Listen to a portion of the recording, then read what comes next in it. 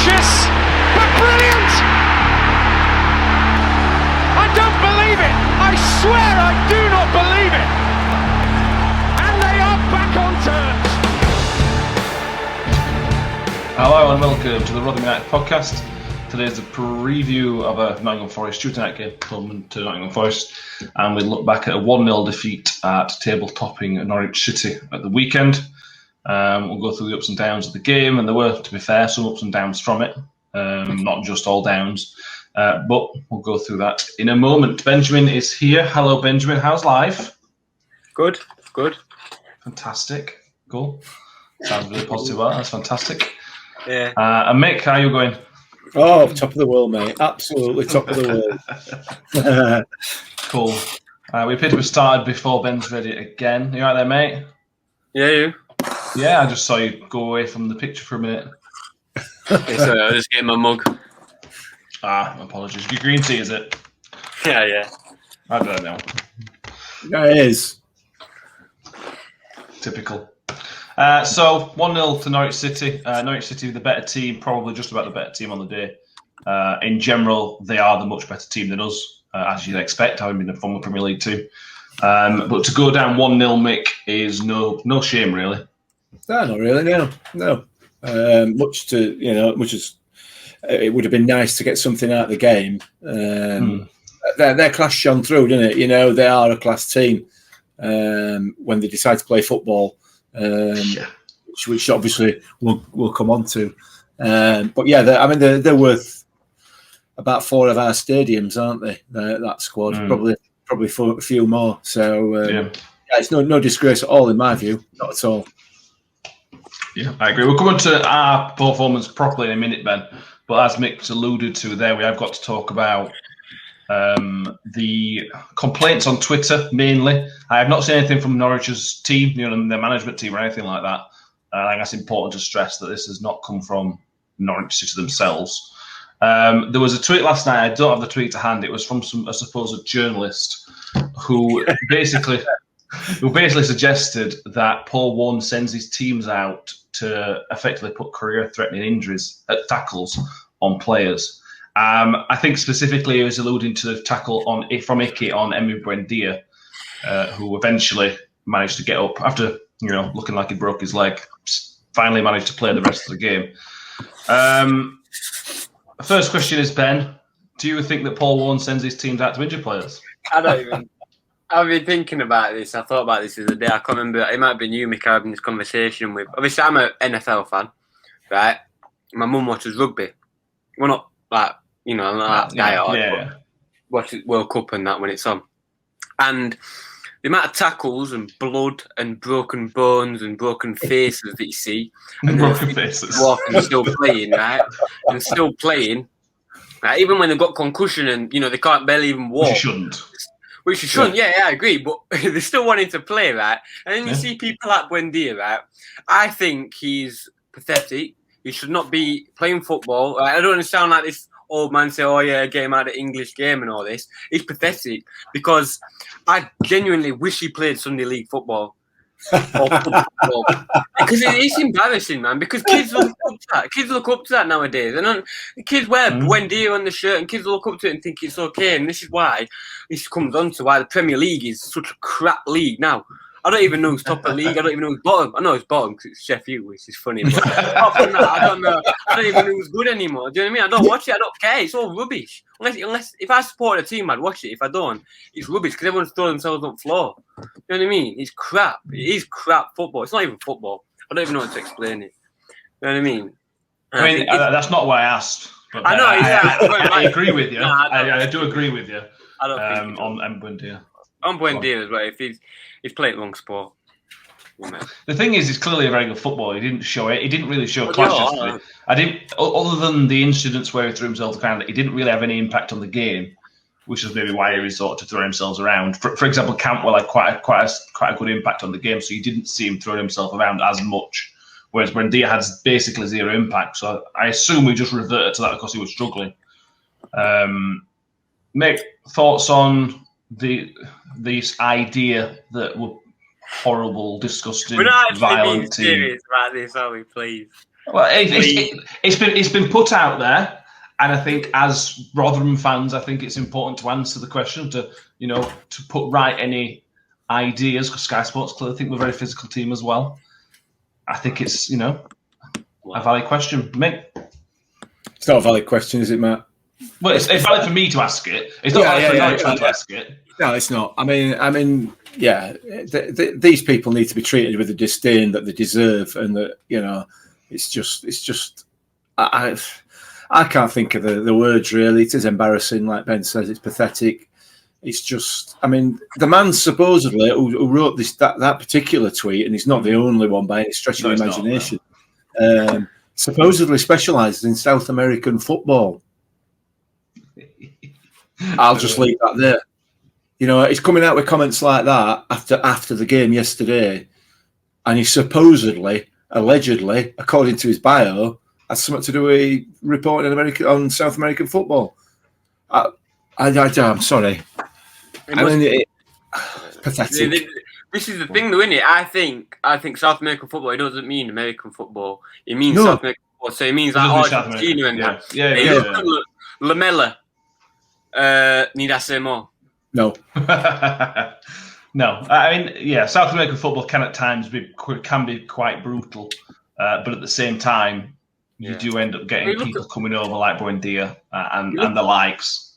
Look at Boca Juniors River Plate. It's one of the most aggressive rivalries ever, and then you see people like Lamela and Buendia and people like that coming over, and it's not even football, because it's not even, I don't even know how to explain it, because if that's the game when I'm older, I'm not even going to watch it. I'm not genuinely. If Rotherham start doing that, I'm not even going to get a season ticket. I swear down, I'm not even, because why should I watch it? It's not football. It's a new sport completely. I mean, it's interesting because I've been in a bit of a Twitter conversation with a Rotherham United supporter today who sort of suggested, probably a bit tongue in cheek. I mean, it wasn't a serious suggestion, but that maybe Rotherham United players should start doing a similar sort of thing, because all these top teams are doing it and they are getting the decisions every time. And the sort of suggestion was, well, is it a case of can't beat them, join them? And in my view, as far as I'm concerned, and I know that some people will disagree with this, my view is no. And if it means League One, it means League One. I'm sorry, but why we should stoop to that level is just beyond me. If Buendia, or for example, not Buendia, let's say Ben Wiles or a Rotherham United player gets found guilty of taking a performance-enhancing drug, right? He gets a ban for however long, whatever, 10 games, a season, a life ban, whatever. The FA and the football authorities will quite rightly come down on them like a ton of bricks. It doesn't have to be a Rotherham player, it could be any player. He's taking a performance-enhancing drug in order to gain an advantage over the opposition. Doing what Buendia does, doing what poor old Jefferson did the other night, is exactly the same. There is no difference whatsoever as far as I'm concerned, because all he's trying to do is do something that is unlawful in order to gain an advantage. It's exactly the same when you boil it down. And yet, the referees don't just allow it to happen, they encourage it to happen. The PGMOL or whatever are as complicit in that sort of football as are the players themselves, because every single time without fail there's a little brush, somebody screams, they go down rolling about, holding their ankle, usually the wrong one, and they get a decision. And they get a decision to the detriment of the other side by cheating. There is no question about it. Buendema, whatever his name is a cheat. He's a cheat. Do you know? Well, let's not spend too much time on this, because it's not Rotherham United related. This. My last thing is, why do they spend so much time, or not so much time, but they're very harsh on people betting with themselves, right? Right, which is, I understand if he's, tilting a game, that's quite bad. Cheating's worse. Diving's worse, in my opinion. So why are they cranking down on betting? And people like that, things that nobody really cares about. Let's be honest, I don't care. Right? Unless it's not affecting the game's performance, if he's just having a cheeky bet, I could not care less. Right? No. You know what I mean? He's a grown man. Do you know what I mean? The grown man is going to put some money on some football, right? And then people cheating, breaking football laws, essentially, is what it is. It's ridiculous, man. I don't even know if I'm going to watch football when I'm older, if it's going to like this. I've said it so many times, because if it's like it, I'm just not going to watch it. Okay, anyway, on Rotherham. Did we play it? Yeah, the tackling question is the icky one on Buendia, which was a very, very hard, strong tackle. The irony of that is, in the Merseyside derby, former Norwich player Ben Godfrey put an almost identical tackle on, and you see people on Twitter, particularly Norwich fans, raving about the tackle itself. It was almost identical. Yeah. So if there's any question of hypocrisy from that side of things, then there's your proof and evidence that you need.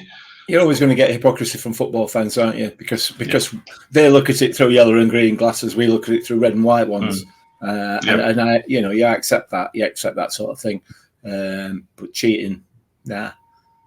No. But I didn't really have an impact on the game. So we made a couple of changes, didn't we? Angus McDowell came in for Woody, and Giles came in for Olasunde. Olasunde and Giles seem to be the ones that like to interchange in the wing-back positions, which makes sense for semi-similar type players if they're different-footed. The first major talking point of the game, Mick, is the disallowed goal for us. Yeah. The Barley's has been adjudged to have pulled Tim Krul, which is a shame because it was a fantastic header from Clark Robertson to put it in the goal. I can see why he's given it, and I suppose they must be given nowadays, but at the same time, it's incredibly soft. Yeah, it is. It is soft, but from where the referee's standing, it looks like he's pulled him back. But the question is, would the goalie have got to it? The referee doesn't make that decision, does he? He blew straight away. He probably blew before the ball at the back of the net. It's about consistency, isn't it? It's about consistency because, we could have the same argument go back to the Preston game and what in my view was a foul on Johansson. It wasn't given. It's a foul. It looks like a foul. The referee has to call it as he sees it, and it looks like a foul. It's unfortunate, but for me, I think it's right. I think it was probably the right call at the time that the call was made. You get VAR involved, maybe not. I don't know. Looking at it from different angles, but I suspect that it would still be adjudged a foul. Ben, do you have the same view? I didn't actually see it, so I can't really comment. I didn't. I thought it was Robertson that fouled him. So I don't know. Yeah. I was on a different dimension there. I mean, I thought he'd given it for Robertson climbing. Yeah, I didn't. That's what I thought he'd given the foul for. Yeah. So. It was a little bit off, but I think nowadays it's a free kick, unfortunately. Then Norwich go and score, Ben. It was a nice bit of play from Norwich, an okay bit of play. The dummy from Cantwell was very good. Dummy from McDonald as well was nice, wasn't it? Well, Toddwell sent him one, didn't he? Nah, I'm not buying that. Cantwell. I'm not buying that. That is schoolboy error. I understand if it's you're playing on Raw Marshfield, stubbing, right, and it takes a bobble and it goes over your foot, right. Professional footballer, clean grass, put it in your head, man. Stop, why are you even taking any chances trying to take a touch and all this, man? I've got no time for it. I think he should have done better, but I don't know where his momentum was going. I wasn't in his body, so it's hard to tell what his thought process was. But from first look, he's got to do better. Yeah, I initially think what Norwich were quite good at, the sort of little flicks and that they were quite good at. They didn't always really result in goal-scoring chances or obviously goals, but they're very good at that one touch or no touch in this case type of stuff. They're very clever footballers, unfortunately for us. Johansson, I thought he tried his best, but it was just a decent enough finish from Pukki. Well, could have had a hat-trick on another day. Could have had a couple of other chances, Pukki, which he should have done better with. But the first half was below par, maybe, Mick. But the second half started with a bit of fire. Yeah, we were below par first half, definitely. We paid him too much respect, I think, in that first half. But second half, I think in my view, looking through my red and white glasses, I think we're probably probably just edged that second half in terms of chances. That one of Ben Wiles that hits the bar, that goes in. We might have even got a mention on Sky Sports with that, because that would have been an absolute stunner. So yeah, I thought we had our chances. We had our chances again, like we had against Bournemouth, and unfortunately we weren't able to convert any of them. But the second half left me with that feeling of disappointment at the end of the game that we could have come away from these two games with 2 draws.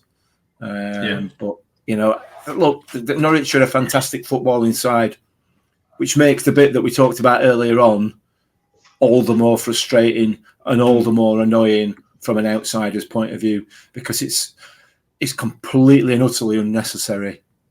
I thought we were unlucky to lose the game. And there was some really good performances. Lewis Wing in particular was very good. Victor Johansson had another very solid game with some decent saves to keep the score down. Smith and Crooks looked pretty good together. Crooks was very, very, very unlucky not to score, Ben, just before he came off. I think it was Max Aaron's. Basically, the ball just hit him 3 or 4 yards out, and anywhere else, and that's a goal. Yeah, given it's Max Aaron's, I think he might have positioned himself there. Give him a lot of credit there. I know, but it'll be playing Champions League in a few years. So I think, yeah, that's the second one this season. Hursty had one at Reading, didn't he? Same. Yeah. It's just what it is. You get that look when you play big teams, don't you? It never goes your way. You have to do something. Well, the best teams get the look, and if the best teams get the look, it can't always be luck, can it? We did it. We got it last year, didn't we? So yeah, to a certain extent we did. Yeah, it was Crook's 75th appearance for Rotherham. Obviously near on the 100. Kieran Sadley came on for him. That's just Kieran Sadley's 100th league appearance in England. He looked very, very bright in spells, didn't he, Mick? Very, very bright. Yeah, he's going to be a good addition to the squad, because it's almost like having a new signing, isn't it? You know what I mean? He looks dangerous. He looks dangerous. He brings that energy to midfield, which we've lost since Jamie Lindsay. Jamie Lindsay went.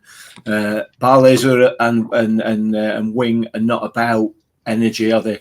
You know, they're about those good that finding that right position, finding the pass, etc. Whereas Sadly, whilst he's not the aggressive tackler that Jamie Lindsay is, he just brings you that energy and brings you something different. So yeah, it's good to see him back, and I do feel for him because he came from Doncaster. He did very, very well. He did very, very well there, and he does look like he's a championship footballer. And it was a great move for him to be able to come and play in this league, and then obviously gets a bad injury and he's out for most of the season. So it's good to see him back, and hopefully he can contribute in running now and give us a little bit more, give us something a little bit different in there. Yeah, somebody else offered something different. It was Freddie. I thought Freddie had a very good game on Saturday when he came on the last 20 minutes. So he made an impact. He made a big impact. We talked about them in the live show, big impact. Somebody who didn't make an impact, and we're going to talk about him week on week, is George Hurst. And I don't like the fact we keep going on about it, but he might as well have not come off pitch on Saturday, Ben. I'll let you finish your drink before I expect an answer. Yeah. I said in January I thought it was going to be a development player. I actually said this on the post-match show. I said I thought it was just going to be a development player, get a few run-ins now and again, but he's getting too much time for that. So my theory's changed. I think he's here to play, and what's the word? Make an impact. And I think he gave him a chance, but I think he's had his chance. I don't think he's good enough, but we've only got 2 strikers without him. So I think he has to play him because he needs to give Smith a rest and Crooks a rest. Sadly, he's just come back from injury. You don't want to rush it back. So I think when Sadly is back, I think when Chio's back, I think there's going to be a rerun to the team, especially when Lindsay is back. I don't think he'll be playing when we've got more players. I think he has to play him at the minute because Chio's not back. I think he expected Chio to be back. That's probably why he didn't send Hurst back, Possibly. just to keep him as a development, keep him, getting some game time. I think he has to play because we've got a player shortage. It's good for him to be in and around first team squad, isn't it? You know, and seeing how things work.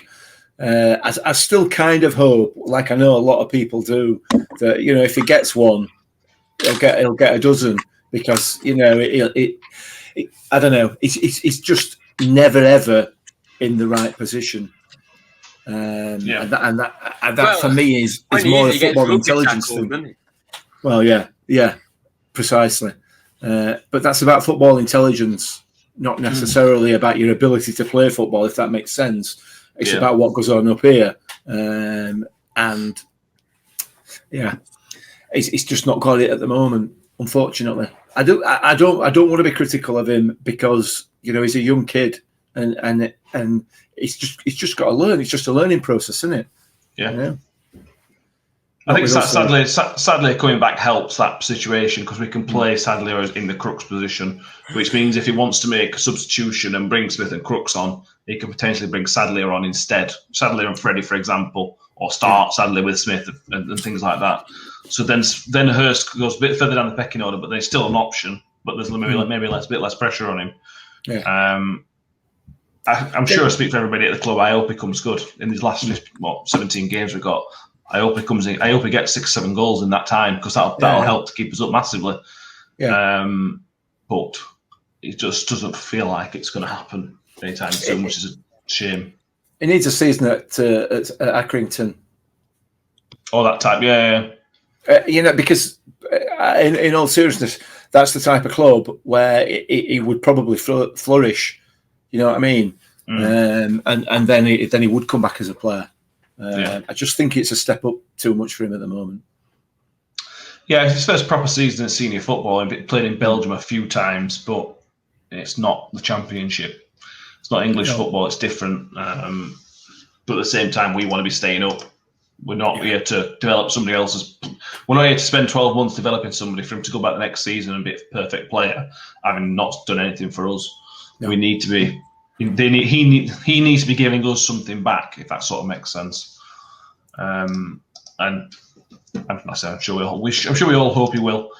1-0 defeat. We drop into the relegation zone because Sheffield Wednesday lost to Birmingham, which is a bit of a nightmare. We could have done Birmingham. I know if Wednesday won, we're going to relegation zone, but we could have done with Birmingham starting to get cut adrift. That would have really, really helped. Whereas now it brings Birmingham right back into the fight, it's. What do you think, Ben? 3 losses in a row now because of the Cardiff game. Thoughts as things stand? I don't know. I've been thinking about this again. Not this, but we had how many wins was it in a row, or how many? Whatever. 3 away, with that 4 in 6 games. 3 away, something like that. Ridiculous. And for a team down there, I've been thinking about it. Whatever takes off that quickly, right, has to come down even quicker. Like, I've been thinking about it as a plane. Because if you do this, a plane does this, right? People can't see it. If he goes straight up, as quick as possible, straight up, right? It's going to use all its fuel, and it's got to come crashing back down even worse. And I think that's probably what's just happened. I don't think it's been humiliating, but it's been 3 losses. You can irrelevant what the score is to a point. So I've been thinking about that, but I think we'll come back from it. We've got the players tour. We still haven't got Chio back. We were meant to have Chio back nearly a month ago now. I don't know what the situation is with him. Lindsay's out. We weren't expecting it. We've just been in injury crisis, man. I know that's football, but I'm still very confident we're going to stay up this season. With the teams around there, Jesus wept. I hope we stay up. We cannot go down. Even if we do, we're going to come straight back up again. You know what I mean? I won't mind going Wembley again. Well, I would. Yeah. It's this league, though, mate. I mean, on Saturday, Huddersfield, who were bottom of the form table, beat Swansea, who were top of the form table, 4-1. I mean, that's just if anything else, there's some of the championship ever. I've not seen it. That is the most championship result I've ever seen. It is, and it's just, it's a bizarre league, and it's a bizarre league that lacks a lot of quality. It throws up some interesting results, and occasionally it'll throw up a decent game, but fundamentally, the quality of the footballers within the division is bang average, really. It's certainly a consistency issue, though, isn't it? I mean, there is some quality. Brentford are a perfect example. Brentford have got some quality players, but at the minute they're massively struggling for some consistency. Yeah, I suppose that's probably what I meant. I suppose that's what I meant. You're not a quality player unless you can do it consistently. Yeah. I guess is what I was trying to say, quite clumsily, but yeah. Yeah. We're supposed to the relegation zone, but we've still got 2 games in hand to most of the division, to be honest. We've got 1 game in hand to Sheffield Wednesday. We're at 1 point below us. But then we're 2 points behind Birmingham with 2 games in hand. 5 points of Coventry with 2 games in hand. Only 7 points of Huddersfield with 2 games in hand. We're playing most of these teams between now and end of the season. You said it on the post-match show on Saturday, but this is all completely within our hands. Yeah. But everybody else, except Wickham, everybody else in the league will be thinking exactly the same. Yeah. So hopefully we can pick it back up. We go again Tuesday night, live on Sky Sports again. Yay. Where we play Nottingham Forest, as we say. We don't have a very good record against Nottingham Forest. You'll be shocked to hear that. So in the time we've played Forest 37 times, and we have won 7 times during those. 5 of those came before 1956.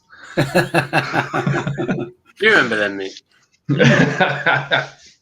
It might be 6 actually. It might be 6. We've won 1 game in the last 25 times we've played Nottingham Forest, but the last time we played them, we won 2-1 at home. Last time we played them at home, we won 2-1. I've just said all the terrible statistics, but we are unbeaten at home against Nottingham Forest in the last 9 games. So it's really strange that we've only won 1 in 25, but we are unbeaten at home in the last 9 games. It's a strange situation to be in, but that win at the end of towards the end of the 2019 season, we won 2-1 towards the end of that season. That was the first time we'd beat them since '56 or something like that. So that's what type of team we're up against. Ben, well, I'll start with how we think we're going to line up first. We made 2 changes for Saturday just gone. I don't think there's any injuries. One, he mentioned Crooks had a slight knock but should be fit. So where's your starting 11 looking for Tuesday? I think the same, apart from Harding over to left and White and all Sunday. I don't see White any. No, all Sunday come in and Wood. Here comes the pattern to Ben changing his mind. All Sunday and Woody coming in. That's it for McDonald and Giles. I think. Back to the strongest 11. Yeah, fair enough. Would you not be tempted to bring Sadler in if he's match fit? Depends what Crooks is like. If Crooks is not 100%, then yeah. But if he is, no point, is there? No point changing it just for the sake of changing it. Yeah, fair point. Mick, same? Yeah, definitely. I talked about this on the post-match stream, post-match show. Prior to the Norwich game on Saturday, I was looking at the Blackburn podcast because they were doing a live pre-match for their game against Forest, and their stats guy showed a set of stats about Forest. The last 5 games they've played against teams who play 4 at the back. And the last 5 games they've played against teams that play 5/3 at the back.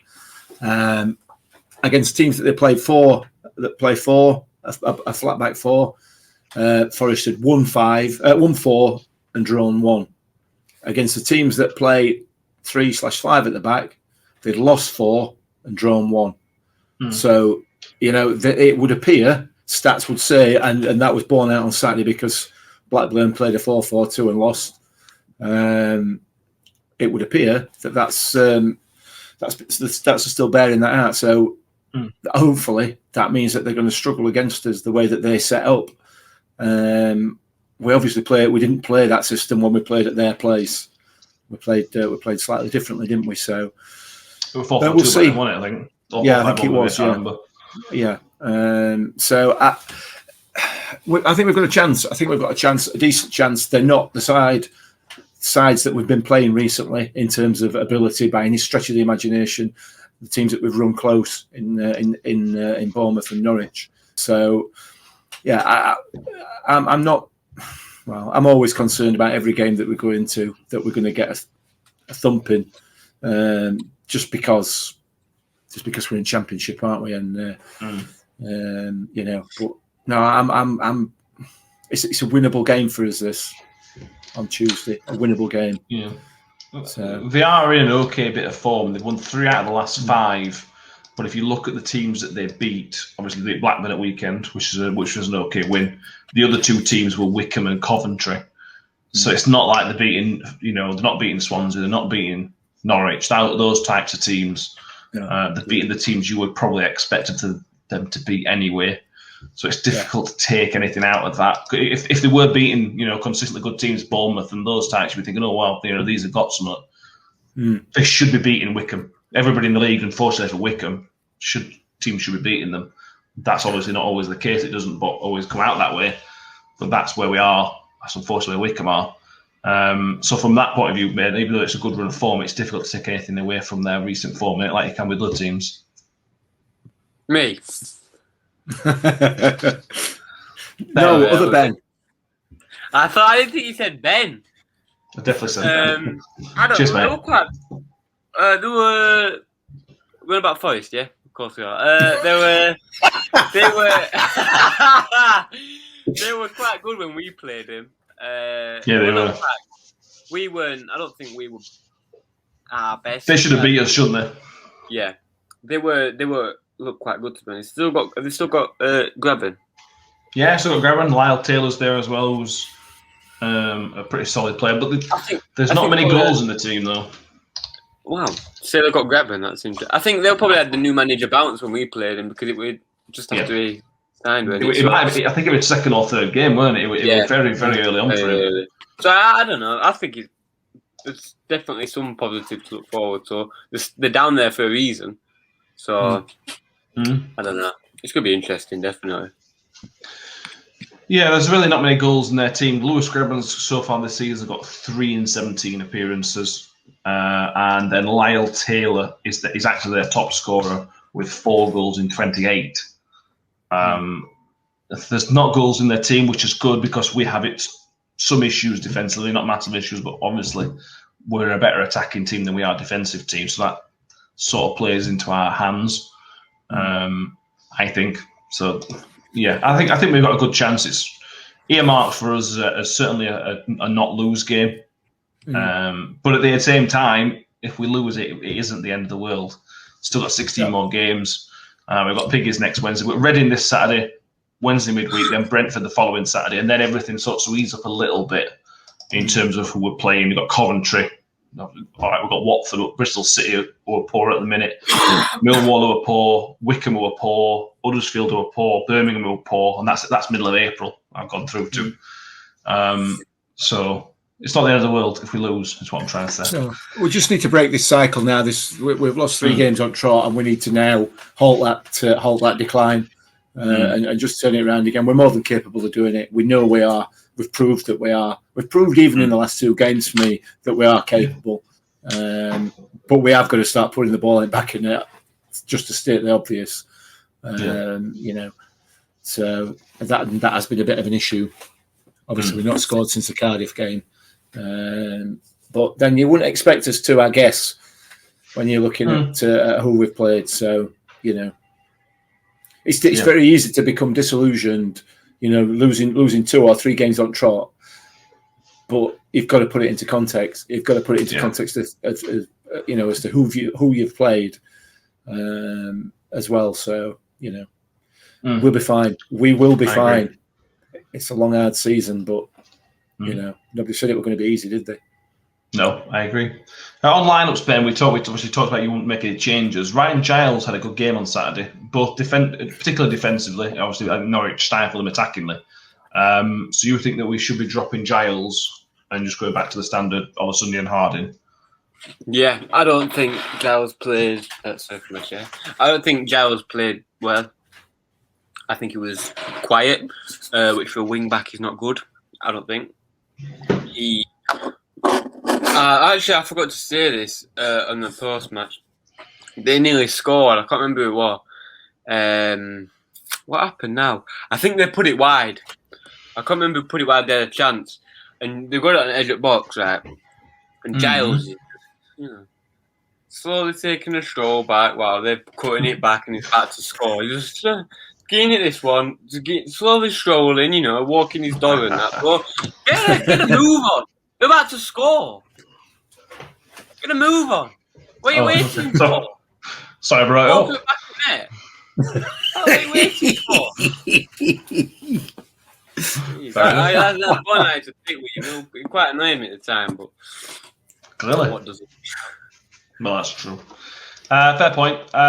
Referees watch. Mick, I'm assuming you haven't done this. If you haven't, that's fine. I've got the details. I watched the referee on Saturday. I thought he had a good game. Will that do? You did. I mean, have you seen who we've got for Tuesday? I don't want to know. Kel, come on. Matt Donoghue. Oh, not again. How can you two remember the names of these referees? They're all the same. I don't know how you remember the name. I swear we have the same referee every week. I've googled him, Ben. That's the only reason I know it. I'm surprised Mick remembers his name. Ben, you're going to remember this. He refed us against Reading when we lost 3-0. Yeah. He refed us against Swansea when we lost 1-0. And he also refed us against Stoke, which was 3-3, which I don't recall any issues in that game. I thought we had if we were against Swansea, didn't you referee against us the 4-3 loss?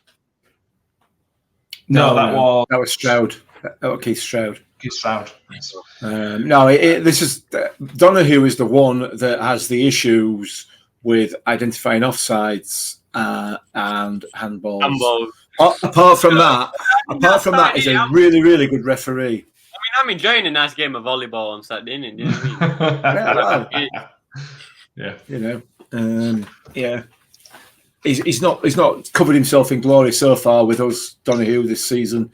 He didn't have a particularly bad game against Stoke, but the other two games, it was appalling for me. But I mean, it could work in our favour. Having 3 goalkeepers might actually help us this time.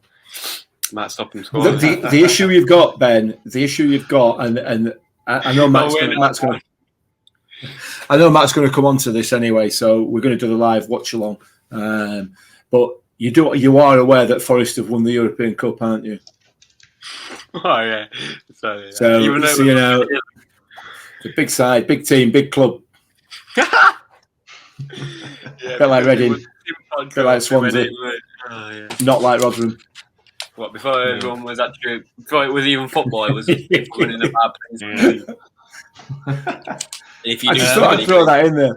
I just thought I'd throw it in there because it doesn't appear to be from Nottingham, which is obviously a good sign. Not? So that's good. That's good. He's not actually a Nottingham fan. I may be corrected on that. I don't know. Could be. I'm just googling him. There's actually, if you want to, you might want to be interested in this, Mick. There's a petition to sack him as a referee. What do you mean? I might be interested in it. I started it. It's from a year ago, from a Charlton West Brom game. So if anybody wants to join in on that, just Google Matthew Donoghue. I'll pop along and sign it after this. But yeah, the Stoke game was the most recent one. I don't remember any issues from the 3-3 game from a referee point of view. Again, I'm sure it'll be corrected, but that's a good sign that the most recent one was fine, I suppose. So predictions, because why not? Mick, I'm going to you first, Ben. Think about what you're going to say. Think about it again and then change your mind, and then I'll come to you in a minute. I don't know what I'm going to say about it. Cool. Go, Mick. 2-1 Millers. We're gonna win this. In fact, no, 2-0. We're gonna keep a clean sheet. 2-0. Okay. Cool. Ben? 1-0. I'll go 1-0 as well. It's a bit positive. I like it when we're positive. It's a good sign. Absolutely. Mick, do you want to go ahead and talk about the watch along? Yeah. So that'll be Tuesday night. What time's kick off? 7:45. 7:45, normal kick off this week. Yeah, normal kickoff. So we will be probably online from about 7:30, looking at the teams, team news, and everything else, and then we will do the game. We'll, as we did last week against whoever it was we played last week. Can't remember. Bournemouth. Obviously, it is live on Sky, and that's why we're doing this. We've not been doing any of the iFollow ones. It's just to keep away from the Sky commentary if we can. So it'd be great if you could join us. We'll be on live on YouTube, Facebook, Twitter. And I'm hoping, I might not be able to do it, but I'm hoping to get some bingo cards for the people that are watching Sky. There will be a few things on there, obviously looking at Rotherham, aggressive, bullies, direct. But, I mean, European Cup will obviously be on there as well. Brian Clough, he'll be on. And if anybody else can think of anything prior to... It's what, sorry? Robin Hood. Robin Hood could be on, but I doubt it. They might be. Big, I did just say that. He's massive in Nottingham. Apparently he's real in that. Even though he's a Disney character, isn't he? He's not just... I don't think he's not real, but I don't think he's... I've been to Nottingham. They have a statue of him. I swear that anyone from Nottingham listening right now will tell me that the Robin Hood's real. Or Robin Hood. That's in the comments. Was he a fox as well? I swear down right now. Anyone who's watching this, or if you're from Nottingham, I should have a statue of him, and they truly believe he was a real person. Probably more of a marketing idea. No, I'm being deadly serious. I'm being deadly serious. They have a castle and everything. I swear down. Robin didn't have a castle. This is completely off topic. Robin didn't have a castle. I've been. They worship him. Well, not worship him. I don't think they worship him. It's real. I swear down. They think it's real. They definitely think it's real. I promise you right now. Anyone on... I swear down. It won't be on bingo card for Tuesday anyway, Robin Hood. No, I don't know. A rare one, yeah. So yeah, join us live, YouTube, Facebook, Twitter from about 7:30 on Tuesday night, ready for the game. Please. And if any Sky Sports commentators are listening, in preparation for the game, just try not to be as condescending. We are a championship club. We're not plucky little Rotherham. We're not a League One team. We are in the same league as the opposition we are going to be playing. So just bear that in mind when you're commentating on Championship Rotherham United, not League One or League Two Rotherham United. I'm sure they won't, but if you are listening for a bit of research, that's our input for what we'd like your commentary to be like on Tuesday. So, thank you. You could have a look. I mean, there are lots of facilities out there for you to do a little bit of research. I understand, and I might be wrong, I don't know, but I understand companies like Sky and what have you, they do keep an archive of previous performances. So, you could have a look at that. You could have a look at some of the press reports. There's also something I understand on the internet called YouTube, where you can actually see how teams play, and you can, it's just a bit of research, really. Just have a look instead of using the same old script. Because I 100% guarantee that they will wheel out the same script that they used last week and will use next week for Rotherham United. Go on, Ben. No, I was going to say that. I'm going to say if it is the same, it's proof as the script. Yeah. Oh, sauce. Sauce, Ben. I didn't mean to. I didn't realise that were your part of the script that you needed to read. It's not come up on my auto cue here. It's stuck. I don't know who put Robin Hood on mine then. Yeah. You know what? I don't know who put about Robin Hood on mine. Brilliant. So, thank you. Please subscribe to the YouTube channel if you haven't already, because that'll give you a notification when we're going to go live on Tuesday. Down there. If you're watching it, it's down there. I think Matt's froze. I think Matt's frozen. You want to sign out, Mick? Yeah, as Matt was saying before, his internet just completely stopped. If you want to sign into, if you want to follow us, go onto the YouTube channel and and subscribe. We will be there on Tuesday night from about 7:30. Matthew's decided to rejoin us now. I think he's put another 50 pence in the internet meter. Yeah, but I mean, I'm hardwired into the Wi-Fi, and it says my Wi-Fi is poor. I'm hardwired in, so that's fun. But hopefully, next few weeks we won't have to do this remotely. So this will take away any of these little gremlins that we keep getting. It might not. Yeah. What it'll actually do is we'll all be on the same Wi-Fi that will just drop out. Yeah, that's true. Yeah. Anyway, at least we'll all have the same problem then. Yeah. Please subscribe to the channel, as I've said, as Mick's just said. Please subscribe YouTube and iTunes or Spotify, wherever you get it. Follow us. Yeah, Ben, you say as well. Just get the full house in. Yeah, subscribe to the YouTube channel. And follow us on Twitter at RUFC_pod. Facebook on there. Ben's on charge of the Instagram account, which I think is RUFC_pod as well. Yes. Follow that. There's notifications when we're going live and stuff like that. We don't go live on it, but I put on the story when we're recording and stuff like that. So let's see what you want to talk about. Cool. And the next episode will be out on Thursday or Friday, probably Friday morning, which will be a review of of Tuesday night's hopeful win, as well as a look ahead to Reading at home on Saturday. The Championship just gets easier and easier every week. So thank you all for listening. Thank you all for getting involved on Twitter and Facebook. We've had loads of comments from you all. We try to respond to everybody where we can. Unless it's just some idiot from another team, we're trying to respond to those. We're trying to respond to.